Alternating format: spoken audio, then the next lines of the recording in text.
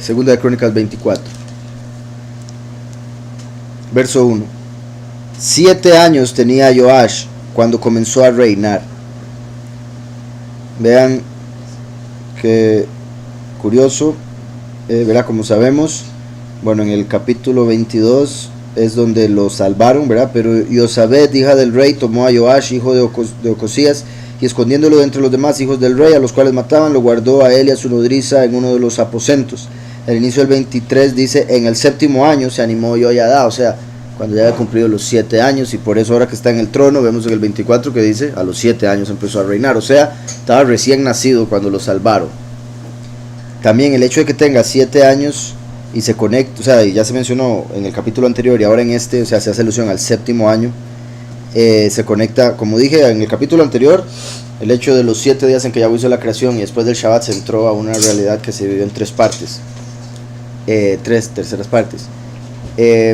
Por otro lado, aquí el hecho de que el testigo como Moshe y bueno, lo que va a suceder en el fin de los tiempos se da en un periodo de 7 años, lo que se conoce como la última semana de Daniel. De hecho, lo que mencioné en el capítulo anterior, puesto que decía Joiada pactó con todo el pueblo, en Daniel 9 dice que el último viene como príncipe y confirma el pacto, el nuevo pacto que hizo Yahushua. Entonces el último va a pactar con el pueblo. De hecho dice que confirma el pacto con los muchos, que son el pueblo. Entonces se confirma eso aquí. Y ahora viene, 7 años tenía Joash cuando comenzó a reinar. Recuerden también que David reinó en Yahudá 7 años y 33 en todo Israel. Yahushua muere a los 33 y todavía queda la última semana, 7 años, donde se manifiesta el último por los 144,000 que son representados por Yahudá. Entonces los últimos 7 años, la semana de Daniel, es cuando el último viene a confirmar el pacto, a recoger a los pocos e incluso a los muchos a través de la muerte. Una vez que terminen esos 7 años ya va a estar establecido el reino de Yahweh en la tierra. Por ende, espiritualmente se podría decir que tiene 7 años cuando ya todo, no sé si cómo decirlo, termine o todo inicie, porque verdad, el fin que viene es el nuevo principio. Va a terminar todo para que vuelva a comenzar todo. Entonces 7 años tenía Joash cuando comenzó a reinar. Otra cosa aquí, Joash, el nombre, sí, verdad, sería también como ladrón en la noche en cierta manera, porque lo declararon rey sin avisarle a nadie, solo a los que estaban de su lado, solo los que sabían. De hecho es buen punto, porque también vean que el sacerdote que lo hizo se llama Joiada, que significa el que conoce a Yahweh, o a quien Yahweh conoce. Y Yahushua dijo, si me has visto a mí, has visto al Padre. Yahushua dijo, nadie ha visto al Padre, solo él. Entonces Yahushua es quien conoce a Yahweh, y obviamente a Yahushua lo conoce Yahweh, puesto que es Yahweh el único que revela quién es el Hijo. La única forma de conocer al Hijo es si el Padre nos lo revela. Entonces Joiada, que es el sumo sacerdote, como Yahushua es el sumo sacerdote, se decide poner al rey Joash, que curiosamente Joash significa, lo traducen como dado por Yahweh,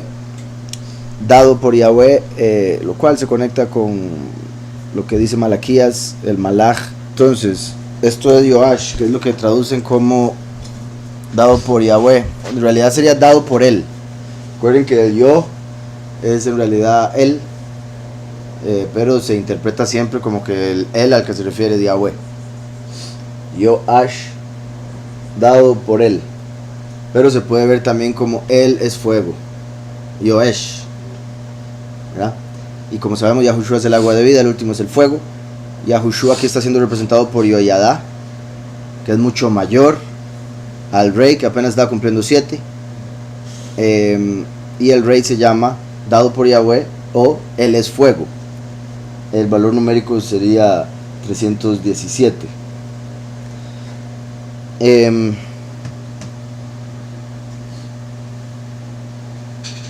Y de hecho, digamos, si quisiéramos conectarlo con el último letra por letra, se podría ver como la mano de Yahweh, que viene como el hijo del hombre, el becerro descendiente de Efraín, el fuego que trae el cambio, que había permanecido escondido por 7 años, así como el último viene como ladrón en la noche.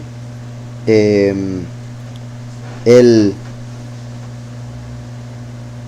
por aquí ya tenía los 7 como conexión con el Shabbat, por ende con el milenio, el día de Yahweh, que es cuando ya el reino de Yahweh va a estar completamente establecido. Como decía, lo del pacto, que se conecta con que viene a confirmar el pacto. Yahushua como Joiada, que lo pone y quita la gran ramera de su lugar, y una vez que lo pone como rey se destruye el templo del Señor. Entonces todo muy conectado con lo que va a suceder en este tiempo final durante la última semana de Daniel, que son 7 años. Entonces 7 años tenía Joash cuando comenzó a reinar, y 40 años reinó en Jerusalén. Vean, 40 años igual que el rey David, 33 y 7, obviamente 40. Entonces lo conecta una vez más con eso que había dicho, y se conecta con los 40 jubileos desde Yahushua hasta el último. Yahushua vino hace 2000 años, 2000 es 40 jubileos, cada jubileo son 50 años, entonces 2000 entre 50 son 40 jubileos para que se cumplan los últimos 7 años. Entonces qué curioso, 7 años tenía Joash cuando comenzó a reinar, y 40 años reinó en Jerusalén. El nombre de su madre era Sibia de Beersheba, e hizo Joash lo recto ante los ojos de Yahweh todos los días de Yoyadá el Cohen. Eso quiere decir, ¿verdad?, que ya cuando no tenía sacerdote, ahí lo perdimos. Pero bendito Yahweh, que como dije, Yoyadá representa a Yahushua, y Yahushua es eterno y es el que nos da la vida eterna. Por ende, la única forma de el último mantenerse recto ante los ojos de Yahweh es en Mashiach, el Cohen Gadol. Dice el verso 3, Yoyadá lo hizo casar con 2 mujeres y engendró hijos e hijas. Vemos, se casa con 2 mujeres, lo cual en lo que respecta al último se conecta los muchos y los pocos, 2 grupos de gente, lo cual también se conecta con Jacob, ¿verdad?, que estuvo casado con Raquel y Lea, y concubinas Bila y Silpa. Abraham, que tuvo a Hagar y a Sará, entre otros ejemplos que representan esos 2 rediles, los pocos y los muchos, los de antes y los del fin, los de Israel y los gentiles. Varias formas de verlo, en sí 2, como los 2 rediles, repito, que se mencionan en Juan 10. Después de esto aconteció que Joash decidió restaurar la casa de Yahweh. Vean qué particular, porque vuelvo y repito, acabamos de terminar en Nehemías, donde se hace el templo, se restaura la ciudad nuevamente.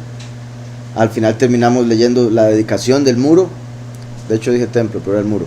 En Nehemías vimos donde se reconstruye el muro, que es básicamente la restauración de Jerusalén.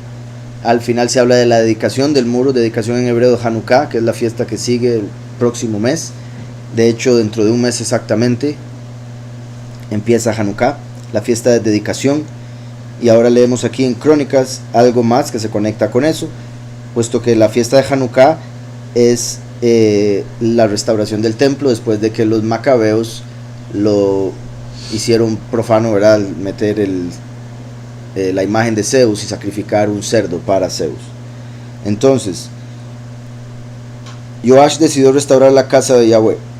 Reunió a los Kohanim y a los Levim y les dijo: salid por las ciudades de Yahudá y recoged dinero de todo Israel, para que cada año sea reparada la casa de vuestro Elohim, y vosotros poned diligencia en el asunto. Pero los Levim no pusieron diligencia. Por lo cual el rey llamó al Cohen Gadol Yoyadá y le dijo: ¿por qué no has procurado que los Levim traigan de Yahudá y de Jerusalén la ofrenda que Moshe, siervo de Yahweh, impuso a la congregación de Israel para la tienda de reunión, para el Mishkan del testimonio, el Ohel Haidut, la tienda del testimonio? Entonces, para la tienda del testimonio, pues la impía Atalía y sus hijos habían destruido la casa de Elohim, y además habían gastado en los ídolos todas las cosas apartadas de la casa de Yahweh. Mandó pues el rey que hicieran un arca, la cual pusieron fuera, a la puerta de la casa de Yahweh, e hicieron pregonar en Yahudá y en Jerusalén que trajeran a Yahweh la ofrenda que Moshe, siervo de Elohim, había impuesto a Israel en el desierto. Todos los jefes y todo el pueblo se gozaron, trajeron ofrendas y las echaron en el arca hasta llenarla. Y cuando llegaba el momento de llevar el arca al secretario del rey por medio de los levitas, es curioso, hasta ahora pienso en la palabra secretario. Sí, que guarda los secretos de alguien. Y cuando llegaba el momento de llevar el arca al secretario del rey por medio de los levitas, si veían que había mucho dinero, venía el escriba del rey y el que estaba puesto por Cohen Gadol. Llevaban el arca, la vaciaban y la retornaban a su lugar. Así lo hacían de día en día y recogían mucho dinero. Luego el rey y Yoyadá lo daban a los que hacían el trabajo del servicio de la casa de Yahweh. Estos contrataban canteros y carpinteros para que repararan la casa de Yahweh y artífices en hierro y bronce para componer la casa. Hacían pues los artesanos la obra, y con sus manos la obra quedó restaurada. Restituyeron la casa de Elohim a su antigua condición y la consolidaron. Entonces vean qué interesante, este fue el primer templo de Shlomo, que después de un momento, porque como acabamos de leer Nehemías, se me hace un enredo de historias. Sí, el templo de Shlomo que restauraron ahorita y lo dejaron como era al inicio. Después llega Babel, se los lleva, destruye el templo, y cuando vuelven Nehemías y Esdras tienen que construirlo de vuelta. Cuando llegan los griegos, lo profanan y lo tienen que restaurar nuevamente, que eso es Hanukkah. Entonces vean la similitud de esto con Hanukkah. Esto en el primer templo, Hanukkah con el segundo templo, y nosotros ahora en el tercer templo, que es nuestros cuerpos, ¿verdad? La congregación. Empezó desde los apóstoles hace 2000 años, pero por la apostasía tendría que ser restaurada en nuestro tiempo. Y curiosamente por eso Hanukkah se conecta tanto con Sukkot, que es la fiesta de la huida, del segundo éxodo. Entonces decía: hacían pues los artesanos la obra y con sus manos la obra quedó restaurada. Restituyeron la casa de Elohim a su antigua condición y la consolidaron. Cuando la terminaron, trajeron al rey a Yoyadá lo que quedaba del dinero e hicieron de él utensilios para la casa de Yahweh, utensilios para el servicio, morteros, cucharas, vasos de oro y de plata. Y sacrificaron olot continuamente en la casa de Yahweh durante todos los días de Yoyadá. Pero Yoyadá envejeció y murió lleno de días. Tenía 130 años cuando murió. Vean qué interesante, ya habiendo pasado muchísimo tiempo desde Moshe, tiene 10 años más que Moshe al morir. Y Moshe llegó a poner como el límite de la vida del hombre en 120, como se le había profetizado a Noah, que después del diluvio la edad del hombre serían 120, a lo mucho. Aquí vemos que tiene 130. 130 se puede formar con la Lamed y la Kuf. Eso se puede ver como la vara del buen pastor que desciende del cielo, o el buen pastor que viene en el fin de los tiempos. Entonces, y que claramente ya Yahushua está lleno de días, no que vaya a morir, que ya murió, pero me refiero que ya tiene unos, ya casi 2030 años. A menos de que haya empezado a contar de cero cuando resucitó. No, cero. Ok. Dice: Yoyadá envejeció y murió lleno de días, tenía 130 años cuando murió. Lo sepultaron en la ciudad de David con los reyes, por cuanto había hecho el bien en Israel, con Elohim y con su casa. Muerto Yoyadá, vinieron los príncipes de Yahudá y le ofrecieron obediencia al rey. El rey los oyó, y ellos abandonaron la casa de Yahweh, el poderoso de sus padres, y sirvieron a los símbolos de Asherá y a las imágenes esculpidas. Qué sorprendente, de verdad es que parece que fuera, o sea, no tiene ninguna lógica cuando lo leemos así. Imagino una de dos, o pueden ser las dos al mismo tiempo, ¿verdad? Se dio un proceso ahí de tiempo, de cambio. No fue como que apenas se murió Yoyadá dijeron ahora sí a los ídolos. No necesariamente, puede ser así, pero sería demasiado el descaro.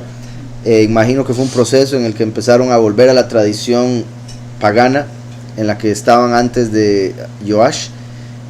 Pero también no es de extrañarse, como sucedió también en el desierto, que a pesar de que Yoyadá y Joash habían establecido el templo, habían restaurado el templo, la fe y demás, la gente en sus corazones seguía con los ídolos. La gente, ¿verdad?, en sus casas lo más seguro tenían sus ídolos ahí guardados y solo hacían el papel cuando estaba el rey, el sacerdote, como también sucede mucho tristemente.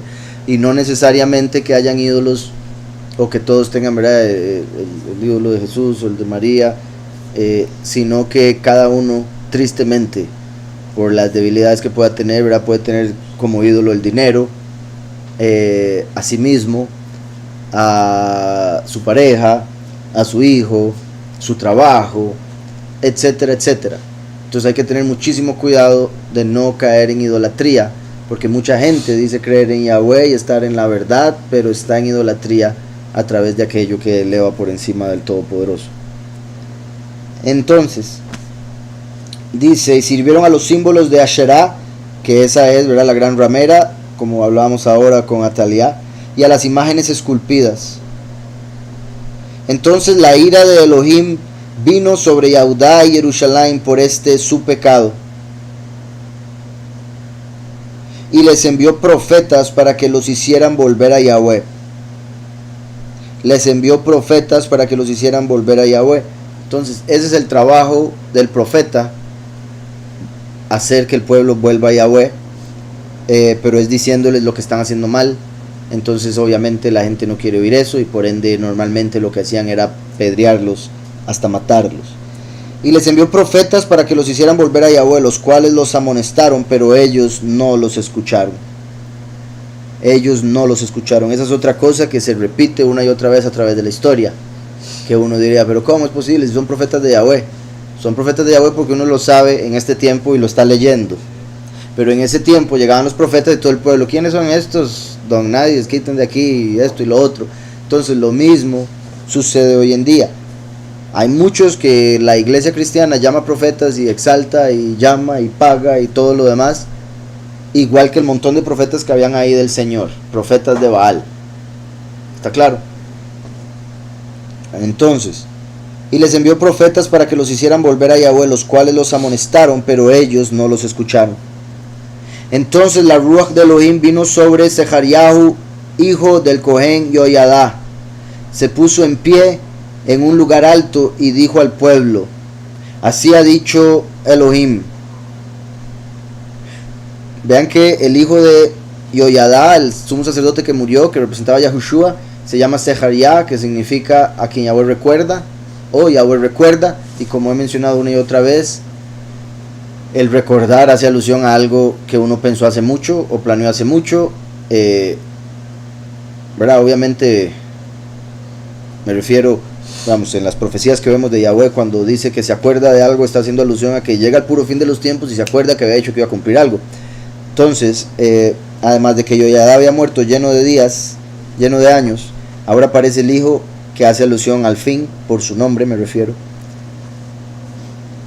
Dice, se puso en pie en un lugar alto y dijo al pueblo, así ha dicho Elohim, ¿por qué quebrantáis los mandamientos de Yahweh? No os vendrá bien por ello, porque por haber dejado a Yahweh, Él también os abandonará. Pero ellos conspiraron contra Él. Vean que es que ni siquiera se pusieron a pensarlo y decir, no, ok, volvamos a Yahweh. No, ¿qué hemos hecho? Ay, Yahweh, perdónanos. No, ya habían rechazado a los profetas, y ahora Yahweh levanta al mismo Cohen, descendiente de Yoyadá, y lo que hacen es conspirar contra él. Pero ellos conspiraron contra él, y por mandato del rey, sorprendente, el rey con Yoyadá todo bien, se muere Yoyadá y hasta el hijo mandó a matar. Por mandato del rey lo apedrearon hasta matarlo en el patio de la casa de Yahweh. En el patio de la casa de Yahweh. Qué curioso que aquí no lo mencionen, tal vez aquí sí. Mateo 23:35 dice, más quiero leer desde el 29.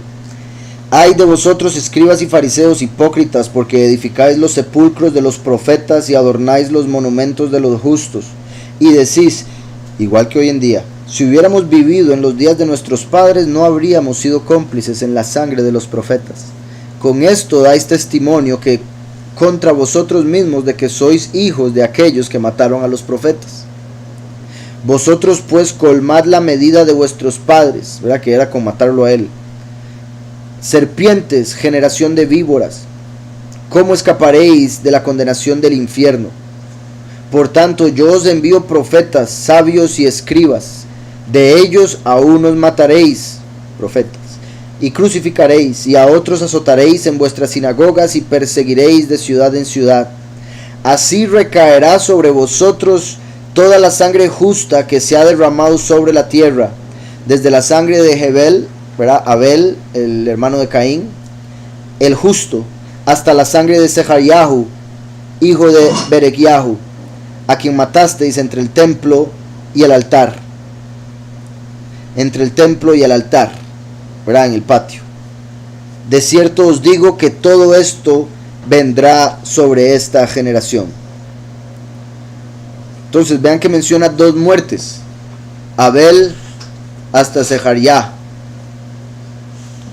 que es, recuerden que Abel, el justo, representa a Yahushua, el justo, quien vino como primero y fue matado por un montón de gente que era representación de Caín.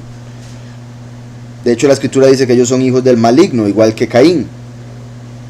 Sechariahu, entonces, como dije, representaría el fin de los tiempos, porque es a quien Yahweh recuerda, o lo que Yahweh recuerda. ¿Se acuerdan que la escritura dice, y esto lo voy a leer por esto que estoy explicando, en Jeremías 31:20, no es Efraín un hijo precioso para mí? Recuerden que Yahushua vino de Yahudá, el último de Efraín. Entonces, el punto aquí con el fin de los tiempos es, ¿no es un niño en quien me deleito? Curioso cómo vimos que Joash empezó a reinar a los 7 años. Desde que hablé de él, lo he recordado constantemente. Desde que hablé de él, lo he recordado constantemente. Vamos a ver cómo lo dice en hebreo. Dabri bo Sajor, he recordado. Y después dice Esquerenu. Y bueno, continúa. Pero desde que hablé de él lo he recordado. Sajor, de Sechariah. ¿Sí me explico? Entonces vean cómo al hablar de la venida del último a través de Efraín menciona el recuerdo. Así como en Apocalipsis dice que los dos testigos son los dos olivos que están al lado del poderoso de toda la tierra, y esos dos olivos aparecen en Sechariah 4, Zacarías. Entonces, al decir aquí, desde la sangre de Abel el justo, representa la sangre de Yahushua el primero, hasta la sangre de Sechariahu, representa al último, a quien matasteis entre el templo y el altar. ¿Verdad? Curiosamente, el matar al último es lo que va a dar la entrada al templo. Recuerden que en Miqueas 2:13 es donde aparece el hecho de que el rey pasará antes que las ovejas. Vamos a ver rápidamente. Miqueas 2:13, subirá el que abre caminos delante de ellos, abrirán camino, pasarán la puerta y saldrán por ella. Su rey pasará delante de ellos y Yahweh a su cabeza. Ahí dice saldrán porque se está refiriendo como a salir de este mundo, salir de la aflicción, etc. Entonces, volviendo a Crónicas, decía, vamos a ver. Pero ellos conspiraron contra él y por mandato del rey lo apedrearon hasta matarlo en el patio de la casa de Yahweh. Así el rey Joash no se acordó de la misericordia que Joiada, padre de Sechariah, había tenido con él, sino que mató a su hijo, quien dijo al morir, Yahweh lo vea y lo demande. Yahweh lo vea y lo demande. ¿Verdad? Y por eso el mismo Yahushua hizo alusión a este evento y dijo que iban a ser juzgados por eso, porque Yahweh lo demandaría. Y iré Yahweh Beyidrosh. Ve a Yahweh y él lo busque, sería, ¿verdad? Como que busque obviamente el castigo, la condena por haberlo hecho, como dice aquí, lo demande.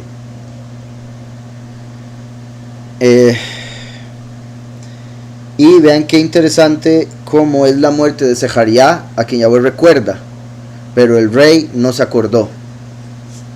El rey que estaba en el momento, que una vez que muere Joiada se hace malo, por ende representa a la bestia, no se acordó de toda la bondad que Joiada había tenido con él, puesto que Joiada pudo haberlo matado de niño, pero lo guardó y lo hizo rey Y ahora él se atreve a matar al hijo de ese sacerdote que lo guardó y lo hizo rey. Así el rey Joash no se acordó de la misericordia que Jehoiada, padre de Sechariahu, había tenido con él, sino que mató a su hijo, quien dijo al morir: Yahweh lo vea y lo demande. A la vuelta del año, o sea, al iniciar el año, subió contra él el ejército de Siria, que invadieron a Yahudá y Jerusalén, mataron de entre el pueblo a todos los principales, y enviaron todo el botín al rey de Damasco. Vean cómo inmediatamente, o al menos en la historia, ¿verdad?, se deshacen de los profetas, matan a Sechariahu por decirles lo que estaban haciendo mal. Inmediatamente, al pasar el año, entra Aram, Siria, invade y mata a los principales. Dice: pues aunque el ejército de Siria había venido con poca gente, Yahweh entregó en sus manos un ejército muy numeroso, por cuanto habían abandonado a Yahweh, el poderoso de sus padres. Así sufrió Joash el castigo merecido. El castigo merecido. Y vean cómo dice: era un ejército muy grande contra un ejército muy pequeño, y aún así Yahweh los entregó. Igual que cuando estaban bien, podía pelear un ejército muy pequeño y vencía a un ejército muy grande por estar con Yahweh. Cuando se fueron los sirios, dejándolo agobiado por sus dolencias, conspiraron contra él sus siervos a causa de la sangre de los hijos de Jehoiada, el Cohen, y lo hirieron en su cama, donde murió. Vean cómo dice: a causa de la sangre de los hijos, o sea, no solo a uno de Jehoiada mató, el Cohen, y lo hirieron en su cama, donde murió. En el lugar de descanso, ahí le dieron muerte, ahí vino su castigo. No hay reposo para el impío, dice la escritura. Este murió en la cama. Similar a como cuando a Mardoqueo lo quería colgar Hamán mandó a hacer con su propia cama una horca, y al final lo terminaron colgando a él en la horca que él había hecho con su cama, porque decía que no podía descansar hasta ver a Mardoqueo muerto. Entonces agarró su propio lugar de descanso para hacer una horca, y según él, verá, matar a Mardoqueo, pero fue él el que terminó muerto. Lo hirieron en su cama, donde murió. Lo sepultaron en la ciudad de David, pero no en los sepulcros de los reyes. Los que conspiraron contra él fueron Zabad, hijo de Simeat, el amonita, y Josabad, hijo de Simrit, el moabita.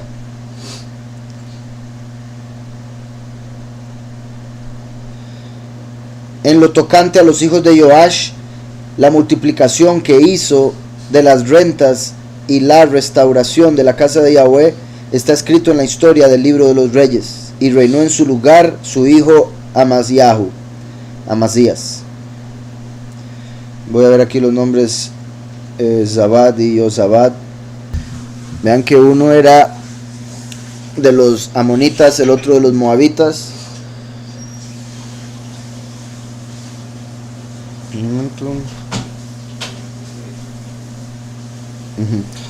Amón y Moab, ¿verdad?, como los hijos de incesto de Lot, enemigos de Israel. Uno representa al pueblo, Amón de su pueblo, Moab de su padre, y los nombres serían Zabad,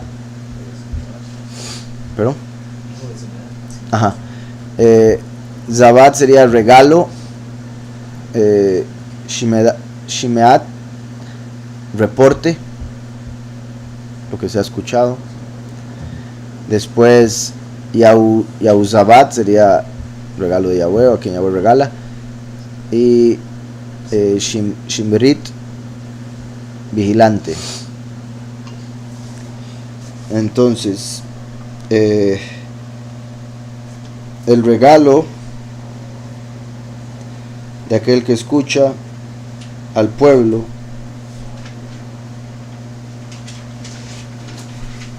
es quien él ha regalado como vigilante de su padre. Ahí bueno, el punto que veo es Zabat, que se mencionan ambos nombres, que es regalo, así como, ¿verdad?, primero y último, Yahushua es a quien buscáis, y el último a quien has pedido. Malaquías 3:1. Dice, por esta guía, no sabía que por medio de la pareja también se podía caer en idolatría, pero ¿de qué modo sería esta idolatría? ¿Nos puede explicar, por favor? Cuando se pone a la pareja por encima del Todopoderoso, o sea, cuando se piensa más en la pareja que en el Poderoso, cuando se le hace más caso a la pareja que al Poderoso, ¿verdad? Yahweh. Por eso Yahushua dijo, el que no deje este, por mí no es digno de mí. Entonces, cualquier cosa que vayamos a escoger en vez de Yahweh, que escojamos servir en vez de al Padre, eso sería el ídolo.